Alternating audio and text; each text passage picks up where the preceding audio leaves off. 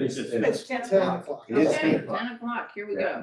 So, I will call the meeting to order. Yes, Susan, do a roll call Okay, thank you. Ben Bernstein, here. Alan Smith, Here. David Hickey, Here. Susan Hildreth here, Merrick Lipson, Here. Mark Neiman, virtually here. Thank you, Mark, and Dan Ring. Here. Okay, everyone's here. Okay, so the next item is the approval of the minutes from our last meeting. Oh, I see, I haven't pulled up the right one, but anyhow, has anyone had a chance to review the minutes, and are there any changes? Not. I guess we need to do roll call to approve it, or just no? I think you can accept as We're presented. okay. Yeah, I was fine with that. Okay. And there is no one here for the residence forum, either virtually or here in the room. So then I guess we're ready to move on to the next item. So did you have any announcements? I have no announcements. Okay. So then we get, hey, next week. Project update, that's you. Yeah. Wow. Lucky you. Yeah. Because I don't talk about it that often. Like, how do I say that? I was telling Jeff last week, we kind of finally got it, last week I finally had a pretty good week. We kind of had a shift in terms of just a lot of the things we need to do for deliverables for mutual financials, so we're super close. Amanda got finalized all the insurance allocations for the mutual. We got all the management fee, all the landscaping fees allocated. One of the challenges we had was obviously we had all the P&Ls and all the expenses on there, so the big ones like the management fee weren't there, so it didn't make sense to have an incomplete operating statement where all those expenses were missing. We're just waiting right now to finalize the bank recs, which is happening today and tomorrow, and then we should be able to get out the financials this week to all the mutuals. In terms of where we are in GRF, as I just mentioned to Dan, we had our I am fully staffed. So for the first time since I've started, and I think the first time probably, and Jeff, you probably said the first time in several years, probably not even since before the pandemic, we were fully staffed. So, we had one critical vacancy, which was in the GRF side, which obviously hinders our ability to, get those books closed for the year and get all the journal entries made for this year. So Kat has come a long ways in 3 weeks. Her and Amanda have spent some time on the weekends to continue her training. So we are getting in a good place. I'm thinking we should certainly have, obviously driving to have the GRF year-end members for this month's meetings. So that is my goal, and outside of getting the 5,500 mutual financials out for January and February. So in terms of everything else in NetSuite, just operationally, I said that, we're still working out the City National Bank automatic bank rec feed.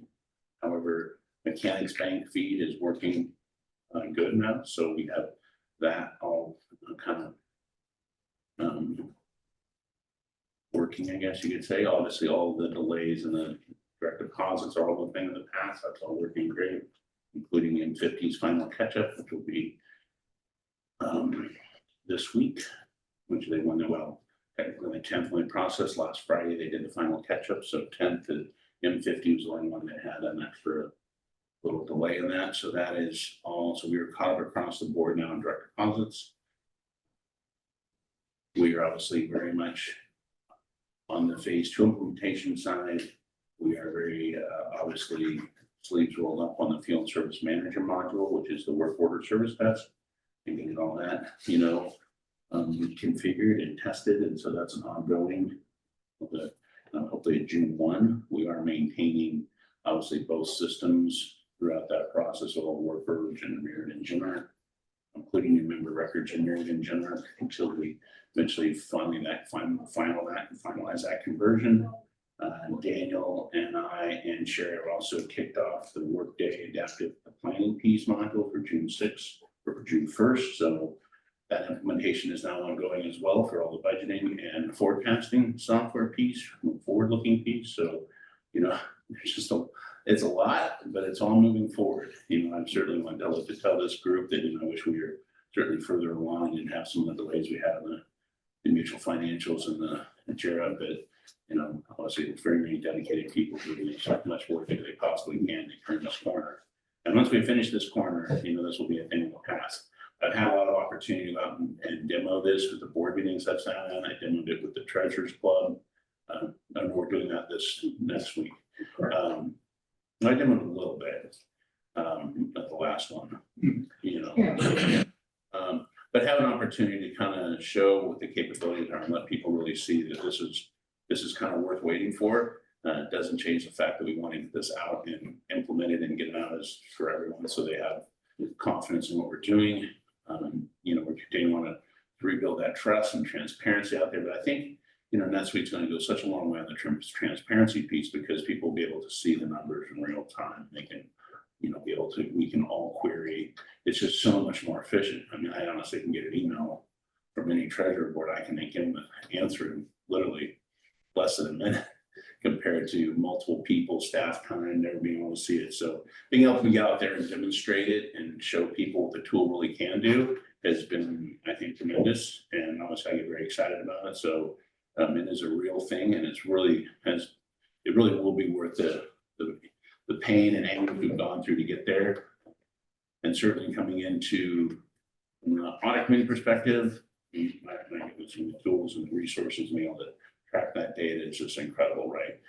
Seeing nothing of the internal controls, the new processes we're writing, all that, right? So I mean, it really is a game changer, you know. So by the time we're, you know, through 25 and you know looking for that internal audit of part of 26, and we're going to really be in a great place. And so we're getting there in terms of so that's really my NetSuite update with the caveat also because of some of the delays. I had a really good conversation with Mechanics Bank and also with McCare. Everyone's very pleased and has no issue with pushing the audit to 6/30 for GRF this year, knowing where we are.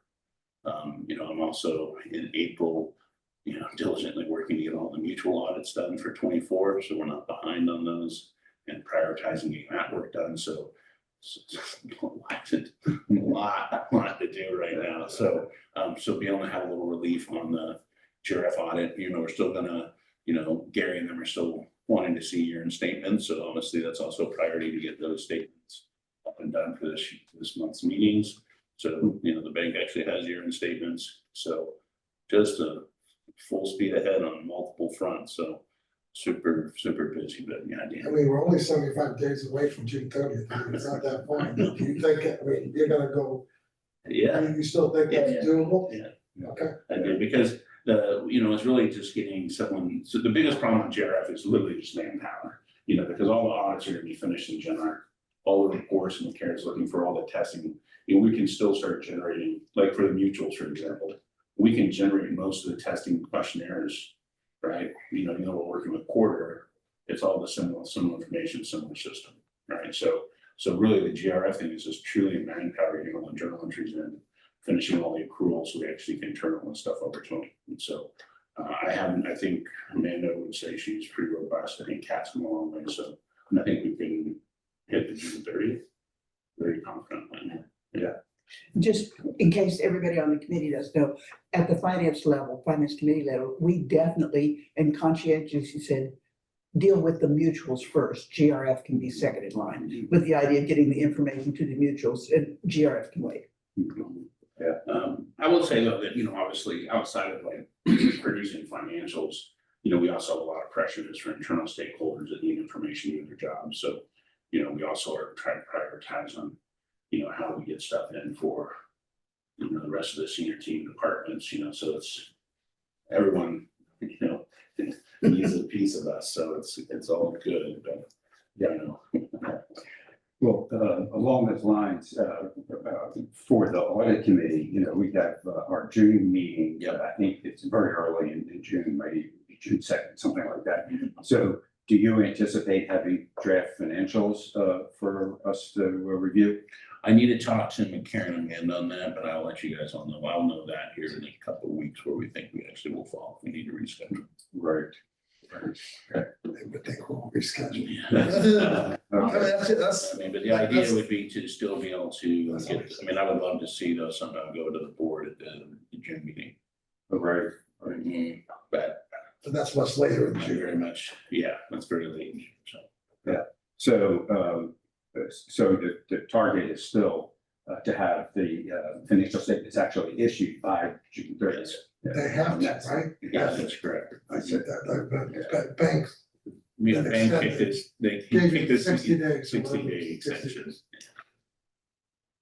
Okay, duly noted. And then I guess as a continuation that I would imagine you have not had time to work on the internal audit RFP.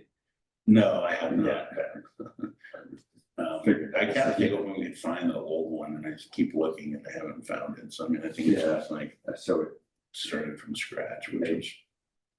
it may be, yeah, I mean, we're gonna talk about But that. when is, later. yeah, we're not doing the internal audit until 2026, right? But it's gonna be in the budget. That's right. Yes, Yeah. yeah.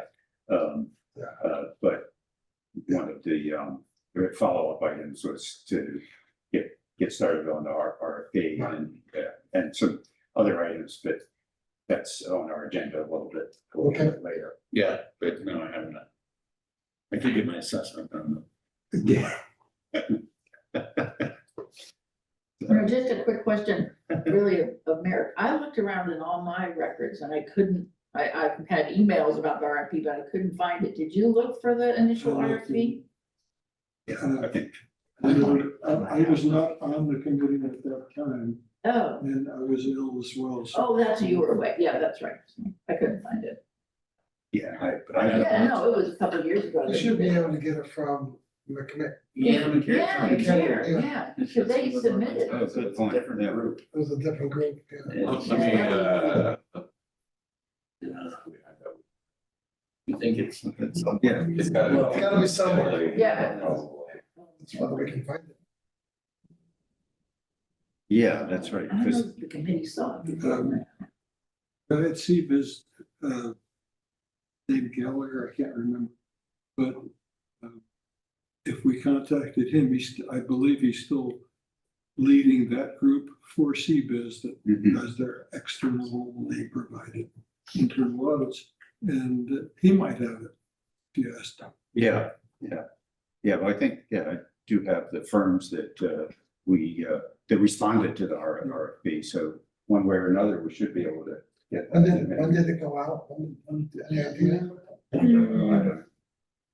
It was before the pandemic, right? 20. 2019? It'd be 2019. Yeah. Okay, yeah, before my time, so. I know before my time, but I thought I was here when it was. I thought it was here. Anyhow, it certainly. I thought it was later than that, because I thought I was part of the group, so I It think was it was. 2021 and the latter half part of that year. I think it's after Joel. Okay, Joel was here. okay, Let me see if that's, if I can dig it out, send somebody. okay. Great, sounds good. So, I think the next item is to review the self-assessment. Let me pull that up.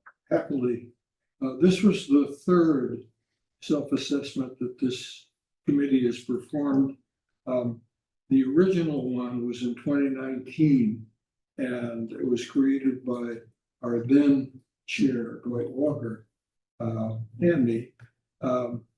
And I think we should be grateful to Dwight, because in setting this up, we really diligently searched best practices to come up with the approach that we took. And then Dwight, who is much more skillful than I,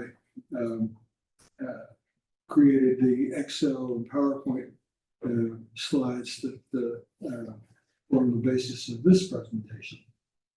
Let's talk about our recent results. To begin with, thanks to everybody for your candid responses.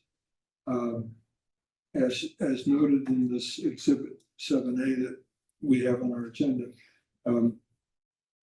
almost all of us participated, and we had participation as well by Jeff and by Todd, who are traditionally associated with the committee's activities. It was kind of a tall order to go through a 58 question questionnaire. So I really do appreciate your input, and it allows us now to do three things. First, it's created a powerful opportunity for us to reflect on how the committee currently operates. Secondly, it gives us a potential roadmap for the future for how we can better operate. And thirdly, it provides us with this forum today where we can decide if we really need to make or want to make changes in how we work and what they exactly should be. I hope we can take full advantage of this opportunity. And my hope is that we'll have a dialogue here with a lot of back and forth and a lot of participation, and everyone speaking freely. This is a chance for everybody to have a what they call a far-ranging discussion about anything having to do with the audit today. And there is a special reason for why this is important today, because of the change of membership that's coming. I mean, we're going to lose 4 of the people currently involved here today by July. So we want to take advantage of the cumulative knowledge and insights and experience. And I'm going to make a recommendation right now that we take this exhibit and the minutes, which I know Susan is so diligently thinking of our dialogue, and provide that as part of an indoctrination for our new members so that they can do something but other than starting from scratch and have insights about how to operate it. Okay, so let's turn to the results. Overall, I think it's quite encouraging that so many of the responses that we had to that lengthy questionnaire were positive, where we agreed with the statement in the best practice questionnaire. And we seem to be doing things well.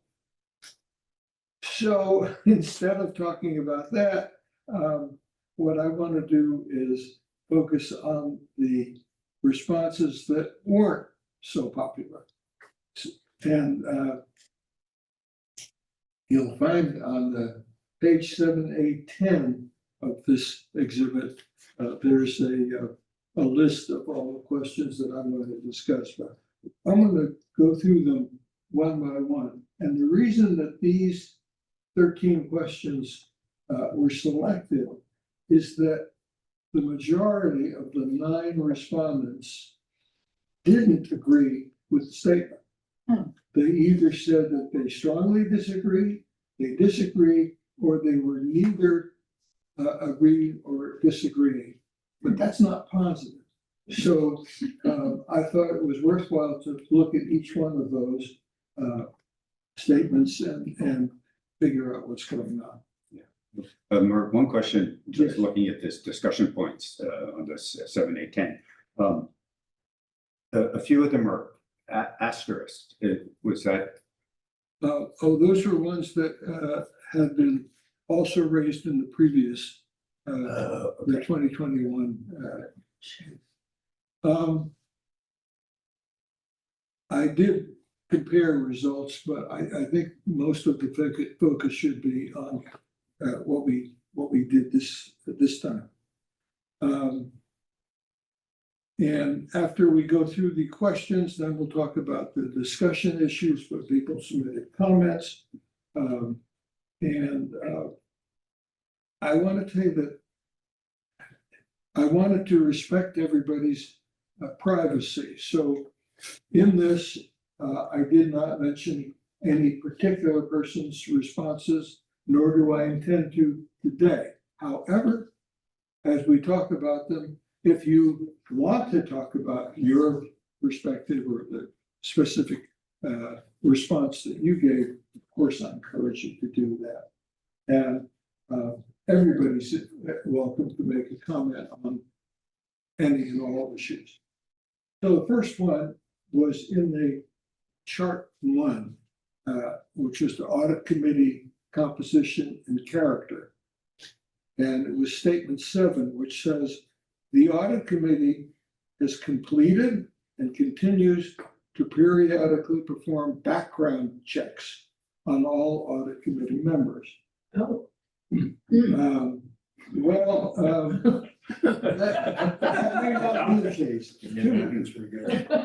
Two of the respondents described this as not applicable, and 6 of us said that we couldn't either agree or disagree. In my mind, it raises the question about the, at least from a best practice standpoint, the thoroughness and the rigor of the process that we use to select new members. Our charter tells us that new members are selected by the board president, by our board liaison member, and by our chair. As far as Sorry. Good. Muted. There you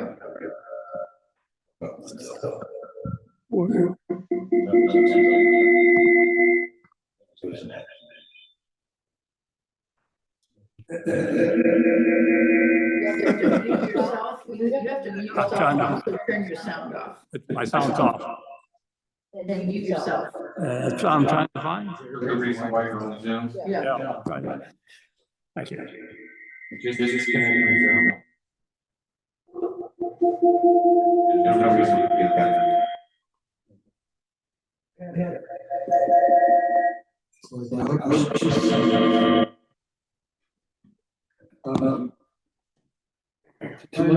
That takes care of that. no, it didn't. There's a lot of Zoom. Just disconnect. You want me to, if you want to access your documents, I can kick you out of the Zoom, David. Go ahead. Okay, let's see, here we go. I see. I could mute the card. No. Let me just see if I can get him out. He's a panelist, though. I don't know. I think he muted himself. Oh, you think you're okay? Yeah, he's All not right, muted. okay. He found the button. Yeah. Sounds good. Okay. So to finish the thought, I don't believe that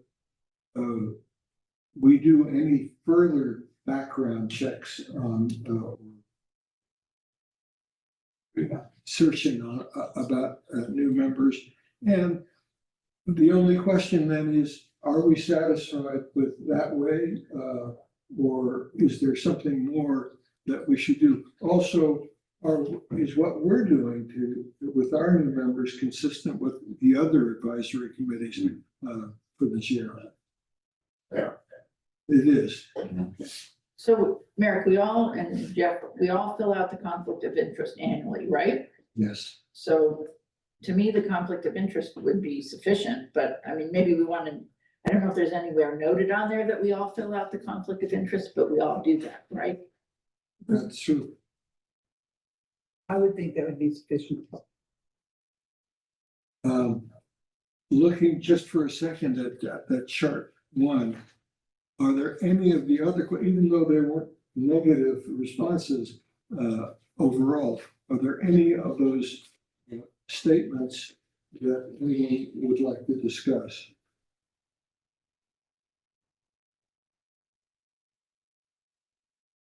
If not, then let me move on to Before we move Sure. on, just on the background checks, I did want to, mention something, I think, given, that, it's not that easy to recruit, members, I think that's a good argument for keeping it the way that it is, but the concern would be that, someone has fabricated their resume or something along those lines, Yes. which perhaps is a small risk, but anyway, I think that, I guess on the other mitigating that is just that you have experienced people evaluating the resumes, and hopefully that's enough. But I just want to mention the point, because I think it is more standard to do some, have an agency or whatever do background checks.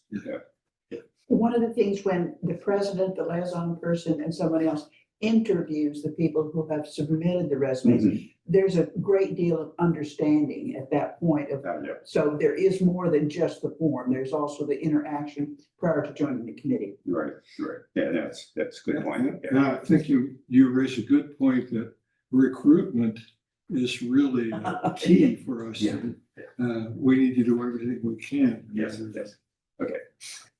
Okay, the next one is in chart 2, chair independence and continuing education. And here there was some uncertainty about all 3 of the statements listed under chair. Statement 8 says that the chair has adequate time scheduled to fulfill his or her responsibilities. 2 respondents selected disagree, and 4 said they neither agree nor disagree. As a former chair myself, I can testify that leading an advisory committee like ours can be quite demanding of both time and effort.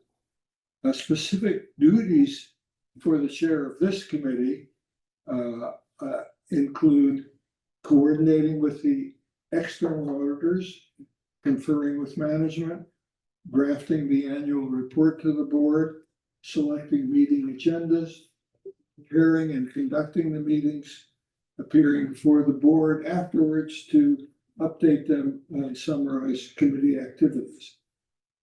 I'm sincere about this. Does anyone have any ideas or suggestions about how we might be able to help the chair better meet the time demands of leading the committee? Well, some of the committees, and there's a neutrals, they have co-presidents and co-chairs to try and handle that situation, and also absenteeism. That Well, are traveling. That's a good point, and we do have a vice chair of this committee, happens to be me at the moment, to whom the chair could delegate some of those responsibilities. Perhaps we should encourage that. I certainly know the independent meetings. I worked with Ben when I first got here, going over to his house, having them coffee, being over him and I to connect on stuff as it's coming up in terms of the agenda. So I think 0.9, the independent meetings, with either the auditors or with myself is very beneficial prior to or during, the gaps between our meetings. Yes, that makes sense to me. Based on my own experience, I found it somewhat difficult to arrange such meetings. And I did the best I could to confer by telephone, but I have to admit, not before every meeting. So I think we could encourage those kind of outside of meeting interactions. Also, maybe there could be a more rigorous practice, just as an idea, establishing some kind of pre-meeting checklist for the chair to go through, where he or she will be communicating with and emphasizing both to management and the external auditors the importance of that kind of coordination and cooperation. Just an idea. And Well, I think, to that point, I mean, I think as I'm developing my fiscal calendar, agendas on point 10, like when we need the external audit, when's McCare reporting, what's our time frame? Obviously, we shifted this year with the 60-day delay, but we just have a fairly standard, what business we're truly trying to accomplish, the cyclical nature. And I think so putting that structure into a, remaining meetings for 25 and then going into 26 helps to foster where some of those gaps might be, and which would trigger some of those independent meetings. And I think that it'd be good to have a follow-up note on this to actually get those slotted in, because it's been quite a while since I had any direct contact with auditors, and it's easy for that to kind of slip by. Part of it is the turnover. We've recently had the turnover with the partner, right? Yeah. And I think, given that background, I think that should be a good follow-up note. during my time, I did have telephone contact with the partner. And not before every meeting, but whenever there was an issue or something coming up, or a status of the audit, and that was useful. So, yeah, anything we can do that would make that more simple, I think would be very good. The statement 10 was the chair solicits input for meeting agendas from other committee members, management, and the external auditors. It's kind of some more of the same issue, but one resident strongly disagreed, one disagreed, and three neither agreed nor disagreed. Mea culpa, but I admit when I was chair, I didn't always solicit such input, and frankly, only sporadically conferred with other committee members about meeting agendas. I should have done better.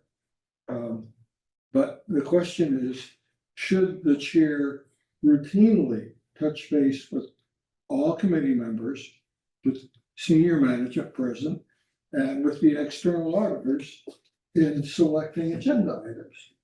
And this also could help to identify any emerging or important issues that might not have been in the chair's mind. Doesn't, I mean, I don't know, not having been co-chair, but I've never done what you guys have done, but I'm not sure if you called me and said, what do you think should be on the agenda? But I'm gonna give you much useful input, and it's just one more chore that the chairman would have to do in order to find out that nobody had any input. And I mean, I'm not trying to make light of it, I'm just trying to put it in perspective. I think the other things, the checking with the auditors, checking with management is a given. And I would assume that happens. I from what I know of what both of you guys have done, I know from my discussions with you, because I've sat down and talked agenda with you, but I don't think, and I think that process already goes on. So I think the biggest reason I probably answered the way I did was I wasn't sure that I knew enough about what you did or didn't do. My assumption was they talked to management, they talked to the auditors, and talking to me didn't matter. So I'm just a comment that that's how I responded, or why I did what I did.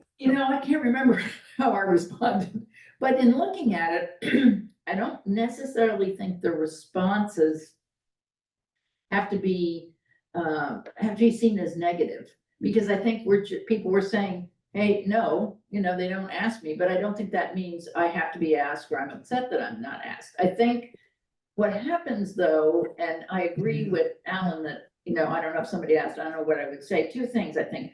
we often talk at this meeting about what we want to do for the next meeting. For instance, the RFP for the internal control audit and to how to address that. The other thing is because we meet like quarterly, I mean, there is a long time between our meetings, or a fairly long time. So that concept is just checking in with committee members because of like the time might be a possibility, but I agree with Alan. I mean, I think, and maybe we're almost too dependent on the chair, but I'm assuming that the chair, or maybe working with a vice chair in the future or something, I'm assuming that you're doing. So I don't know. I think that's more a reality check than saying this is a negative thing. Let me offer this idea.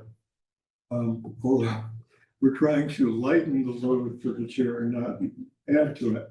But perhaps the chair at an appropriate time ahead of a scheduled meeting could send an email to all of the members of the committee, including the liaison to management and to the external auditors, and say, putting together the agenda for our meeting of such and such a date. Here's what's already in my mind. Do you have anything else? That wouldn't be a whole lot of work, but it would create an opportunity. It would get us all thinking about, we haven't talked about this or that for a long time, or something's happening. I think that would make sense and would be a minimal effort on the part of. It wouldn't be that hard for the chair, and it wouldn't be hard for us to respond. Either we have something or we don't. Yeah, along those lines, in preparation for this meeting, I was reviewing the ERM update and, thinking about it. And it wouldn't have taken much, it wouldn't have been much of a burden to just send that out in advance and get people thinking about it. So I think that's just an example of the kind of thing that could be done. Probably be good to encourage that. Our next one is under the continuing education category, statement 13, which says the audit committee has an effective process for keeping current on accounting and reporting matters. One respondent strongly disagreed, 3 disagreed, 2 neither agreed nor disagreed. So this one was a bit more on the negative side. To introduction, it seems to me that our procedure for staying current on accounting and reporting matters needs improvement. In the past, we've relied almost entirely on the CFO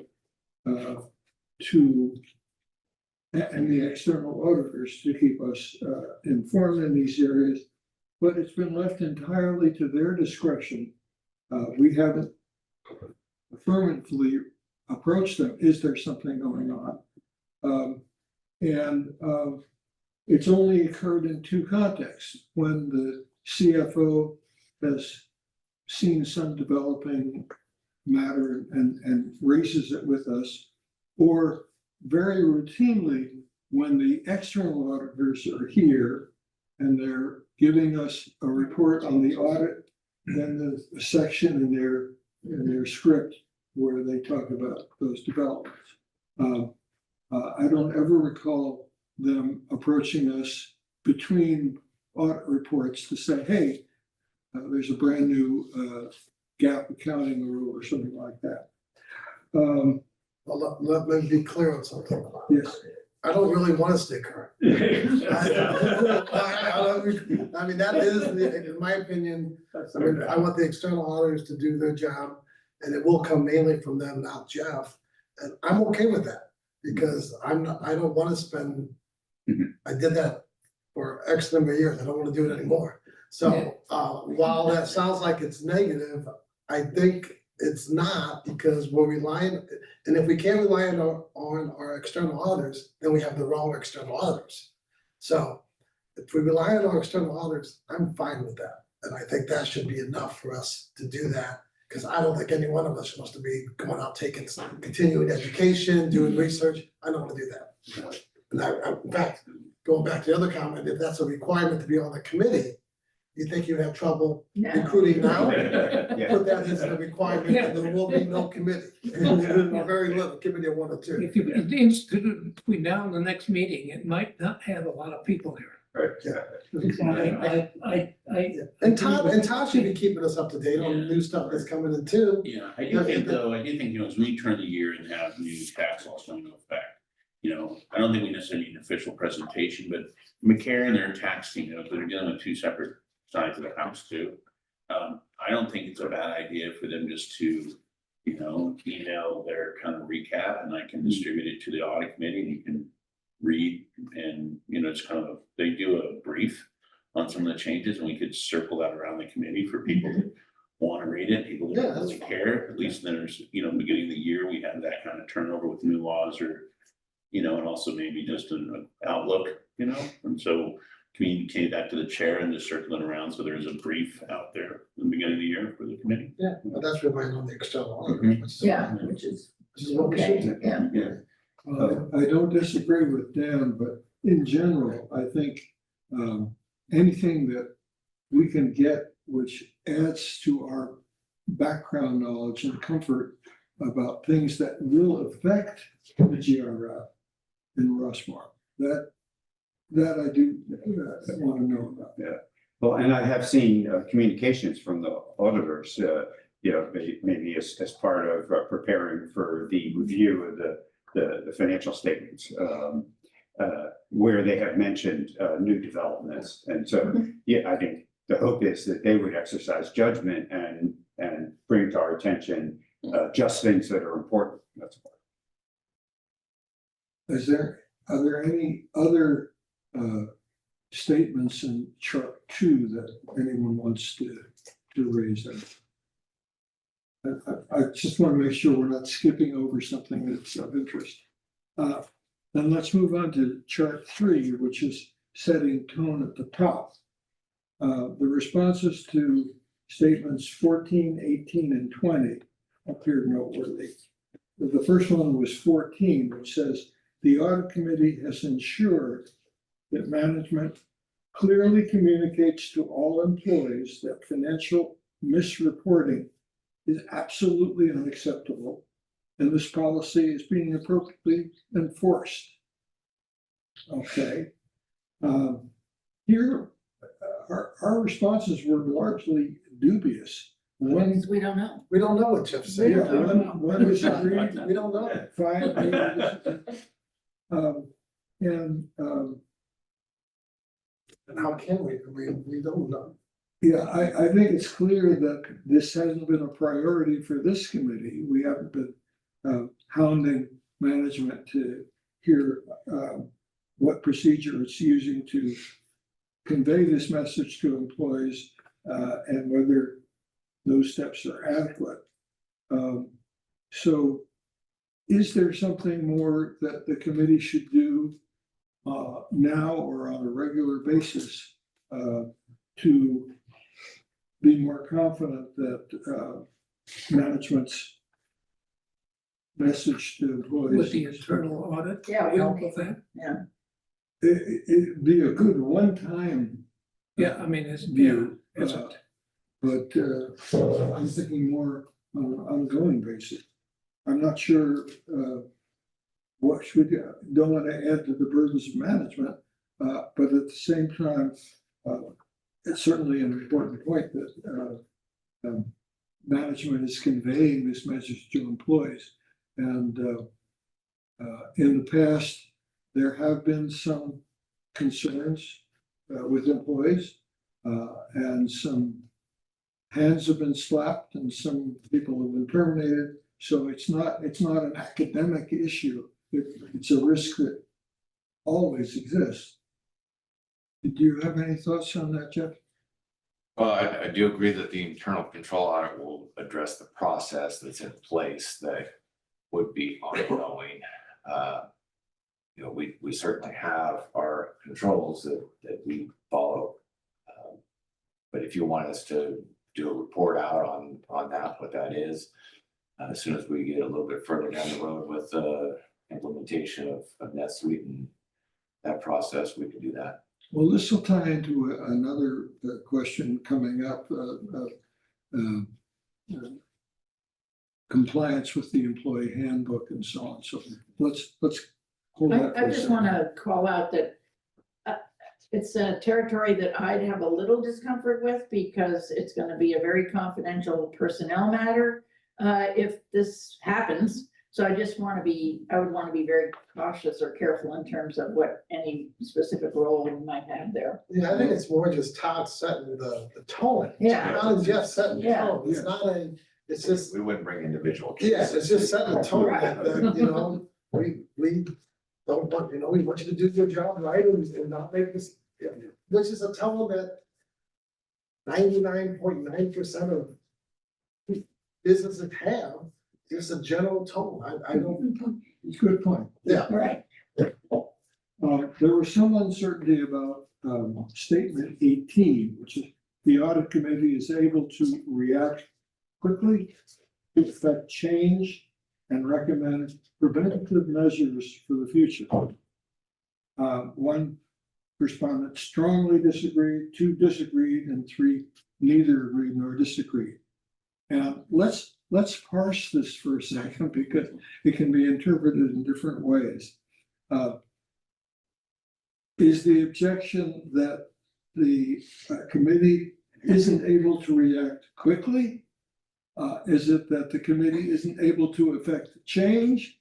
Or is it that the committee isn't able to recommend preventative measures? Or is it 2 of them or all 3 of them? Perhaps that's what it is, but let's think about whether this committee needs to do anything to be able to react quickly if change is needed and to come up with timely recommendations for appropriate preventative measures. It seems to me it's more likely going to be on a case-by-case basis, so it's hard for me to conceive of actions that we could take now, I was just gonna, but I wanted to give you an opportunity. I was just gonna say the same thing, because I think when we do have something, we tend to respond to it and have discussions with Jeff or management, at least in my experience. And I get the word quickly may have been what bothered me a little bit, because I'm not sure how quickly these things happen. I mean, we meet roughly quarterly or 5-6 times a year. I mean, quick is a kind of a relative term here. Depends on the change. But You know, I remember the one issue where there were problems with some reporting and there was some penalties on late reporting for Oh, the right. pay contributions. Mhm, And right, yeah. we directed Tom and Tom's predecessor to get answers and to do that, and they got involved and did it take a little bit of time, but eventually we found out the Yeah. problem and resolved it and did that. So maybe my answer, which was probably neither agree or disagree, probably should have moved them more to the degree, thinking of that one example. But things gotta be brought to us. We're not gonna find things in our limited role as this. Yeah. We rely on the external auditors telling us, here's a problem, and then we direct GRF management to resolve it and stay on them until they resolve it and get us answers. So I think we're doing that. So maybe I thought about that incorrectly, and I should probably move my answer to agree if I would have thought of that one example. Merrick, some of these questions, and I don't remember how I responded, to me are more from an internal audit position, when you have an external group of internal auditors working continuously, as opposed to this committee, which up until this and last year has been mostly dealing with the financial audits. So the idea that we are overseeing that as an independent group is kind of new and not something we're used to. Well, going back to the origin of the questionnaire, which was from a BDO best practice document for audit committees of nonprofits who wouldn't necessarily have an internal audit That's true. staff. So we have to keep that in mind. Statement 20 said, the audit committee proposes updates to its charter as necessary based on regulatory requirements and circumstances particular to the organization. One of us strongly disagreed, two disagreed, and three neither agreed nor disagreed. I'm going to offer some history here because some of this goes before some of the current members joined the committee. We were heavily involved in updating the charter back in 2018. And our efforts culminated in some major changes, and the board adopted that in January of 2019. Then 3 years ago, the committee again looked at the charter, but only recommended some minor changes to reflect the then new GRF term limits. And the board adopted those in July of 2022. That's the charter that currently governs us. My question is whether now is the time for the committee, for next year's committee, to take another look at this. For example, should the nature and the frequency of the interactions between the committee and senior management, which are stated in the charter, be further defined? Are there other aspects of how the committee's advisory role in support of the board should be stated? Are the current roles the ideal ones? Are there more or less of them than is currently stated? And specifically, should that re-examination of the charter occur in the 2025-2026 audit committee year? In the past, we've actually set up a subgroup of committee members to separately consider that, and maybe even set up a routine where every couple of years we schedule that.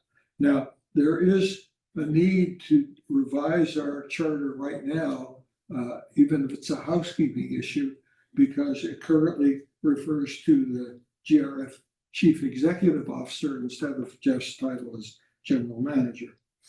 And one respondent questioned whether the committee has sufficient authority to do what audit committees of nonprofits ordinarily do under best practices. So we haven't really, to my knowledge, gone back and surveyed those best practices for audit committees for some time. Back in the last decade was the last one that I know. So these are open issues, and I'd be curious what you think about them. There is one, I was going to give a little update at the end, but in terms of the charter, there is an item at the request of Board Member Walker about adding to the scope of the committee to provide at least not review, but oversight of the process for MOD completing the audits and reviews for the mutuals. So that's something that's going to be under consideration for an additional scope. Again, it's more just this committee to look at those as well. Well, it wouldn't Just to be to comply. oversee because that's the responsibility of each individual Yeah. mutual, but as GRF's role as property manager, it is oversight to ensure that it is meeting its obligation to provide the service. Kind of a different scope than what oversight of GRF's audit would be. It's more about timeliness. More about timeliness and process to Yeah. meet the obligation. So that's something that's gonna be before policy here next week. Okay, well, it sounds like there will be a good window for us to do some charter revision in the coming year. And I'd also like to see if we are able to accomplish the internal control audit. I would think there might be some findings or information from that we would want to think about a reflection in the charter. Or respond to this, but I'd like to wait until the internal control audit might reveal some information that would impact the charter. I was involved in that subcommittee that made the minimal edits. And that was enough. With the minimal edits. Well, don't want to diminish the importance of the work, even if it didn't recommend searching changes, it did No, Very yeah, weird carefully. things, yeah. review the charter we were operating. If there's nothing else on chart 3, I'll move on to chart 4, oversight and internal control over financial reporting. We had comments or concerns with statements 23, 30, and 32. 23 says the audit committee understands the strategic direction of the organization. And there was a wide range of opinions on this. One, the respondents strongly disagreed. One disagreed. 3, neither agreed nor disagreed. 3 agreed and 1 strongly agreed. So somewhere in there. But the question in my mind is whether we have some kind of consistent mechanism by which the committee remains informed about the GRF's strategic direction. I think we sort of feed it in various ways, but in my mind, since our liaison is a board member, I think we should lean on the liaison to make sure that as things happen at the board level, that we should know about, that we're informed about. Does that sound reasonable? And I would just add to that, the chair should be encouraged to attend or review, because the board meetings are available on a recording. So just to check out all of the board meetings, it doesn't take that much effort. I think I've viewed most of them, so. Yes. At the next board meeting after one of our meetings, the chair appears before the board and reports on the committee's progress. But the other meetings, I think that's a great idea.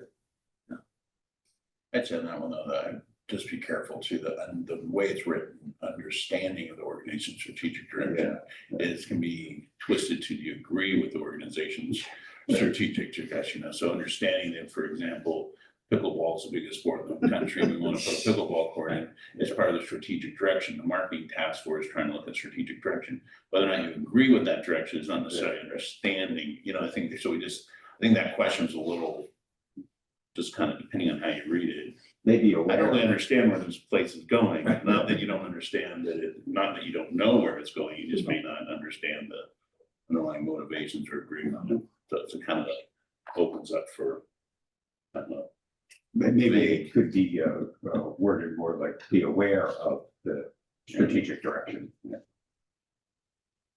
Also, it's very obvious in the Rossmore News, after every board meeting, there is a well-written column thing that goes over everything that we've done at the board level. So the information is widely available. Yes. Communication is good. Statement 30 says the audit committee reviews materials outside of the financial statements, e.g. industry reports, trend analysis, budget to actual, financial ratios, etc. and encourages management to provide this information on a timely basis. The majority of our respondents were less than positive, but there was a wide range of opinion where we had a strongly disagree and a strongly agree at the same time. The question is, do we actually obtain and review such materials? Do we encourage management to keep us in mind and give us such information on a timely basis?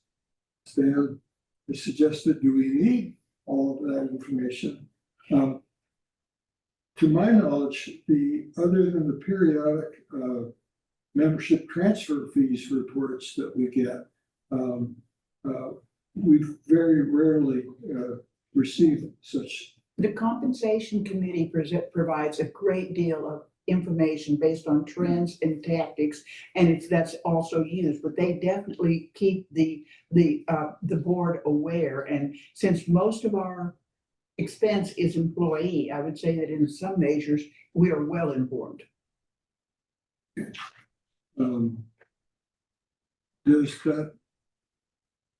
Does it shift over to a matter of interest for this committee?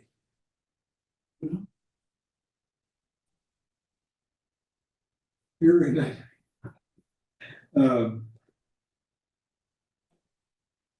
Let me move to then to statement 32. It said the audit committee has a good understanding of the internal controls of the organization and management's assessment of the effectiveness of internal controls. Two of us strongly disagreed, or neither agreed nor disagreed. Now, this is obviously a critical responsibility of this committee. It's expressly stated in our charter. And frankly, I have to say, we don't know.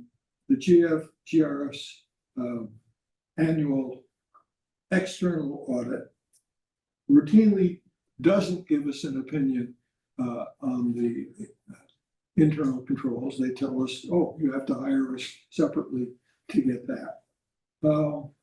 And that's the reason why we pushed to have an internal audit for the first time back in 2020, when the board approved that, our push in 2022. Now, circumstances changed and we had a GenArc replacement and the NetSuite implementation. So now the internal control audit is scheduled for next year. But that's deprived us at present of having what I would consider to be a rigorous, impartial assessment of our internal controls. There's no question that NetSuite, as Todd was telling us, is going to make a significant improvement in our financial controls. But I still think the independent review that will be provided by the internal audit next year is going to be valuable. So from my perspective, the validity of this statement is an open question. And therefore, I would submit that our role in shepherding the RFP, the selection, and the oversight of the internal control audit next year should be one of the highest priorities for this committee. Do you agree? Mm-hmm. Absolutely. Okay. Great minds think in similar ways. Okay. Is there anything else on the chart 4 that anyone would like to discuss? I was just wondering, on the question number 32, this is Mark. I don't really, I don't feel like I have a good understanding of internal controls, and I'm not sure if there's anything besides the internal control audit that we could possibly have access to. And maybe it's not our responsibility or our authority, but if there was something like a walkthrough or even being able to have access to the flow charts that were used to determine where the internal controls were before implementing NetSuites and then how NetSuite would address those, if there's any sort of, materials that we could access. I'm not sure whether that's our role or not, but I was one of the persons that would answer to that question, that I didn't have an understanding, and I probably would have felt better if I did, on the committee, if I did have a better understanding. So I think there is a role, but going back to pre-NetSuite and post-NetSuite, I think the reason we wanted to wait until this was fully implemented is because it is gonna be significantly different and updated. So we'd like to start from that launching point. Okay. I think to me, the most important internal control is over cash. So if we could somehow get a flow chart or write-up of the controls just over the cash and the disbursements, I think that would, while it's not the only internal control, in my mind, it is the most important to say, what's our procedures on wires, on checks, who does it, who approves, how's all that done? If I knew that, that would keep my, help me a lot, ease my potential pain on the internal controls. This is suggested for me. I think that the idea of it being tied, at this point, being tied to next week, I because think very there's I other agree. important. I think internal that Jeff's control. right. Don't go back to Jeff. It makes no sense. Because This is a waste of time, we're energy, actually and writing effort. out that procedure for that. Time, energy, and effort. Yep. Okay, we didn't have any non-positive responses for the statements on chart 5, evaluation and communication with management, or with chart 6, which was evaluation and communication with the external auditors. If there's any of those statements that anyone wants to discuss, we can do that now. Otherwise, I'm going to turn to chart 7, which is financial statements, ethics, authority, and overall assessment. There were 2 that we had some issues with, 56 and 57. 56 under ethics and code of conduct says the GRF has established adequate whistleblower policies and procedures, and the audit committee adequately oversees this process. 2 respondents strongly disagreed, and 3 neither disagreed or agreed. Here's some context for you. Back in 2018, consistent with best practices, our committee researched and drafted a whistleblower policy for the GRF. The board adopted our proposal in 2019 as policy 204.0. In 2021, however, we inquired and learned that not one resident or GRF contractor had asked management to had used this whistleblower procedure to register any concerns. As a result, the committee asked management to publicize the availability of the whistleblower process, and accordingly, in August of 2021, the Rushmore News published an article written by the then CFO that described the whistleblower policy and encouraged readers to take advantage of it when it would be necessary. What's happened since then? To my knowledge, the committee hasn't followed up with management to determine the status of whistleblower complaints, if any. I don't know if there have been any. And is that the way things should be? Should there be a process by which the committee, this committee, systematically makes inquiry to management about the status of whistleblower complaints? And if there they continue to not having any, maybe we should publicize it some more. And I say that because it's so many organizations have whistleblower processes.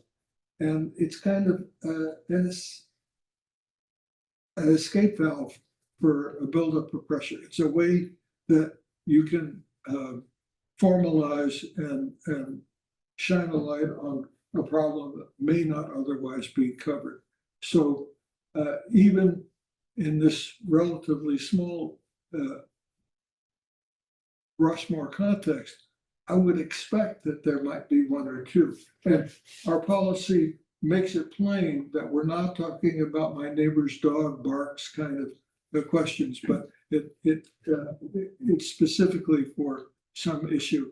And I am particularly interested, would be particularly interested in a whistleblower complaint from a contractor if there was some kind of issue.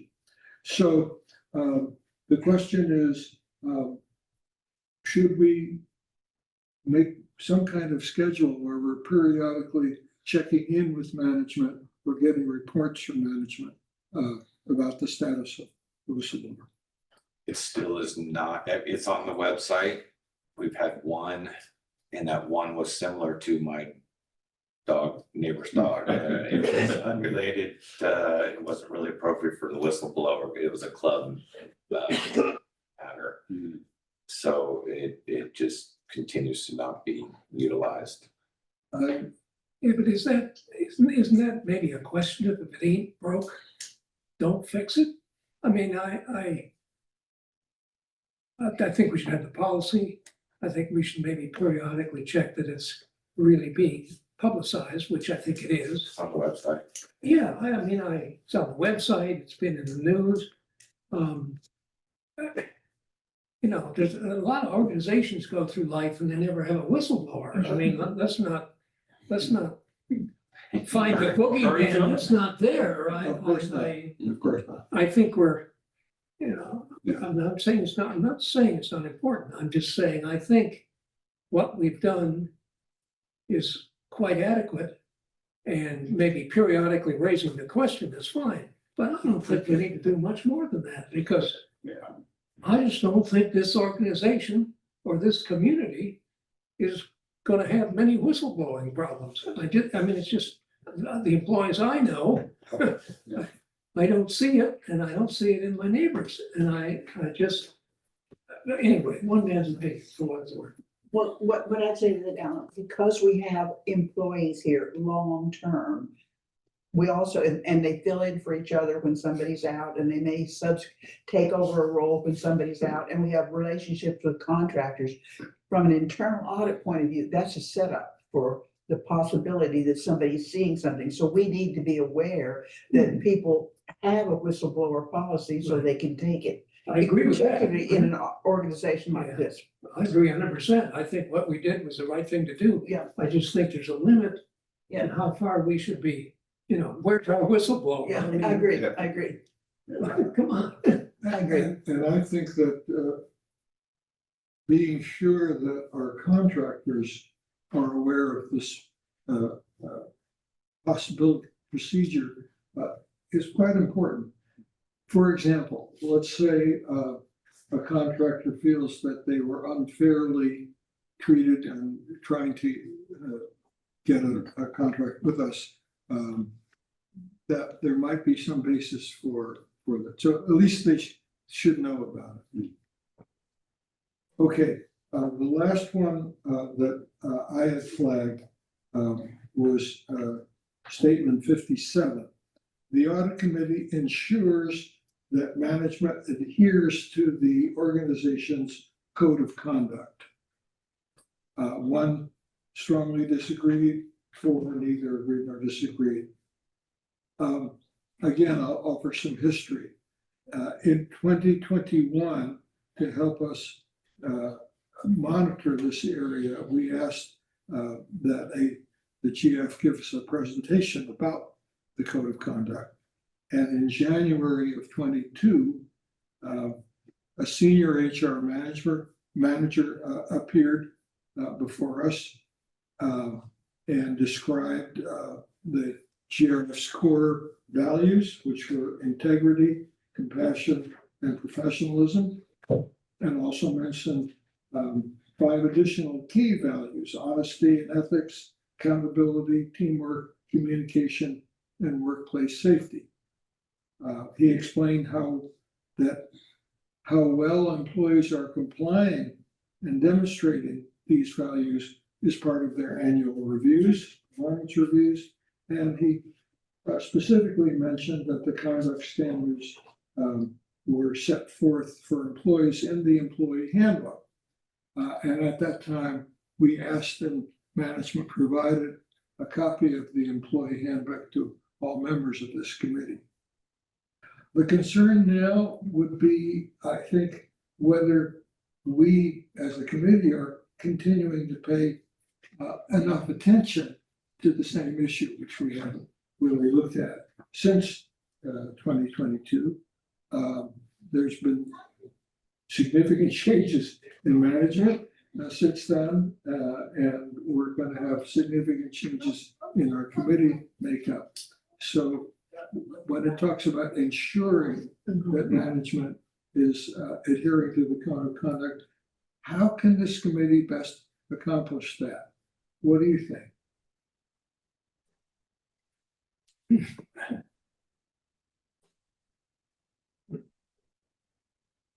I mean, I'll give you an incorrect hypothetical, but let's assume there's a change in senior management, and senior management kind of sloughs off this issue, doesn't really give it much emphasis because it's different than the kind that was in place when we had our presentation 3 years ago. How would we know that?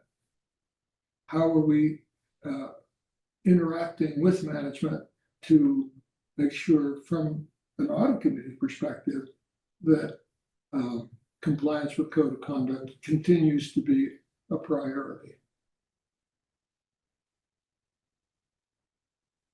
Do you want to have an HR person come here every periodically, I mean, 3 years? My problem is, I That's what I no was gonna say. disrespect to the HR person, but most time you wouldn't expect them to come and say, boy, upper management certainly is not doing all this. So I would be concerned about how reliable that would be, but at least it'd be some step in the right direction to do that. That's the only thing I can think of, Eric. I can't think of what. And without getting into personnel reviews or details, we could be briefed generically that code of conduct violations of this generic type have occurred, and we've taken these kinds of actions. I think that this needs to be made more specific. You know, I think it's just too general. And so perhaps the follow-up would be to review the code. Yeah, a little mini project to review the code and be specific about things that are of concern to the audit committee, because it's just too broad brush, I think, as you know, as a standalone item. From your perspective, from management, what Very little has changed in terms of the code and what is expected and the evaluation process. We've updated our evaluation forms and procedures, but it's still the same core values that are measured. We can certainly have periodic presentations to the committee if that's of interest. maybe that should be on our calendar of topics for. Yeah. Yeah, maybe once every 2 or 3 years. I don't think it should be done more than that. Yeah. But I mean, periodically, I was just gonna suggest the same thing, Dan, so I Yeah. agree. But I think that's sufficient. I think doing more than that, given all the other things that goes on your plate. I mean, there's just so much we should be Yeah. digging into the organization. I mean, I think that's a reasonable expectation, but beyond that, I don't think we should Unless push there's it. a core change to something we're doing. Yeah. it puts me in mind of that saying, he who defends everything defends nothing, you know. But Great Wall of China. Are there any other statements on chart 7 that anyone wants to discuss?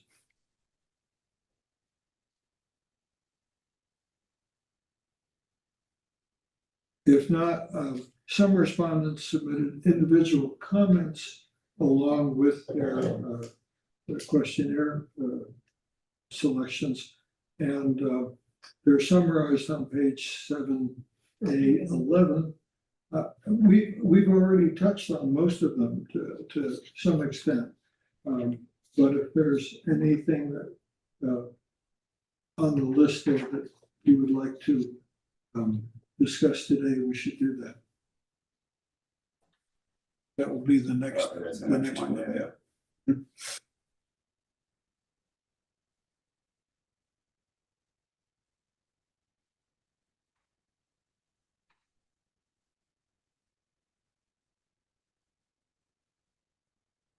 The final topic that I would mention is simply asking ourselves if there's any changes that you think we should make to this committee self-assessment process itself and the questionnaire that we're using and the frequency of when we perform these self-assessments.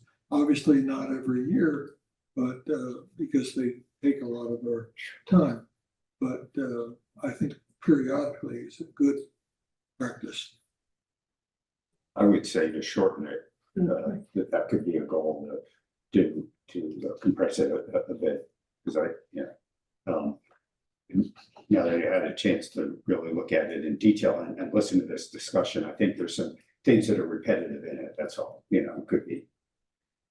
And I think maybe redefine the non-applicable somehow, so that it's not always considered negative, because I don't know how to do it, I'm just thinking out loud, because we had a lot of non-applicables that swung us into a negative connotation. So maybe we need to somehow define that a little differently, so we can almost have non-applicable, but not a problem, non-applicable, and it is a problem. Yeah. However that's done, I'm not sure yet, but that would be something I would think we should look at too. Yeah, I know I did. When I put down either agree or disagree, it's frankly because I I didn't know. either didn't know enough Yeah, or I didn't I agree. really have an opinion I on it. meant not agree, disagree, not that not applicable, I'm sorry, yes. Thank you, Al, I meant that, yes. I think that's, I think, because I just didn't know enough. Yeah, I don't know if that's bad or good or bad. and we do have turnover on the committee, so the learning process and everything is continual. And we have NetSuite's final implementation coming. So the idea, we're all thinking about this, but maybe after this, when we go through the assessment question, maybe as a committee, we decide what it is that we think we can adequately answer versus what's, we don't know anything about. But that's a good idea. I'm of two minds here. I agree that the questions are not necessarily ideal for us, but because they were from a best practice source, they were a good starting point. But the other thing is, it's nice to make apples to apples comparisons, and since we've used it 3 times now, if we do edit it, shorten it, and refine it, that will make that a little bit more difficult, and will take some time, but not necessarily, I don't disagree, I just pointing it You out. neither agree nor disagree. You nailed some of my responses, I wasn't going to disclose them. Okay, are there any other questions on this? Thanks for doing this, Barry. Yeah, Appreciate it. thank Yeah. A lot of work. Very helpful. Lot of work.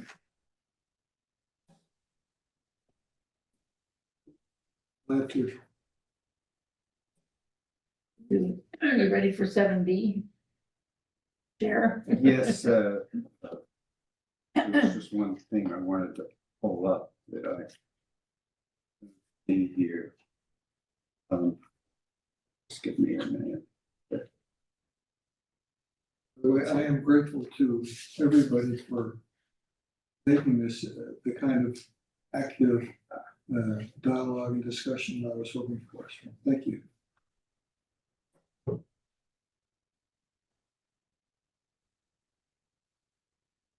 While you're looking for that, Yeah. the internal control audit, if anybody's interested, you can go in Assembly and do a search. Hmm. And I didn't find the RFP, but the proposals were received in 2022, September 15, 2022. There was 4 proposals received. So you could find those in Assembly, still find the RFP. Well, I guess. What was the date again? September 15, 9/15. 2022. Okay, because I'll go see. Sorry. Anyway, yeah, that's okay. I guess, in regards to the ERM, what's the timing of, the review of the ERM? Is that, you presented the draft last meeting, and So typically what we'll do is the next, I'll bring this back to the board during their retreat and do a little bit further in depth. And then we bring it back to the board in probably July-ish, as it may relate to any budget considerations through the operations budget and then considerations related to the capital budget. So it's kind of an ongoing process. It's never really a finalized document. It's something we try and review on an annual basis.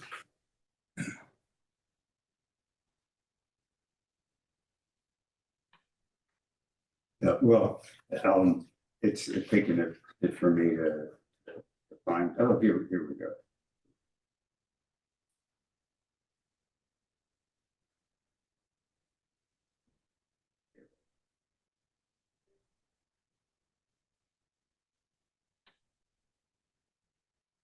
Yeah.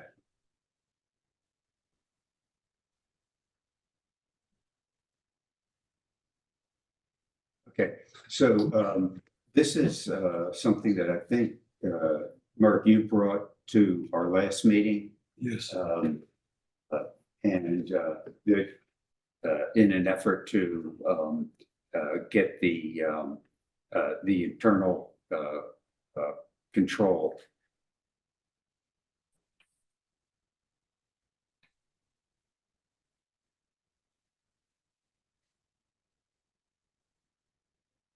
Oh, no, that's not. But basically you had the internal control audit as an item that should be added to the ERM. Yes. And that didn't get into the assembly item from last time, but I think it should be, just make sure that that's included in the agenda for added to the agenda for the current item. So we just need to get that to Deborah. You know, we took a vote, as I recall, and agreed Right. to Right. But propose it to be added. right. So I can take it. We Yeah. took a vote on it. Yeah. Right, It was right. passed. And yeah, I was just having trouble locating that. So let me just.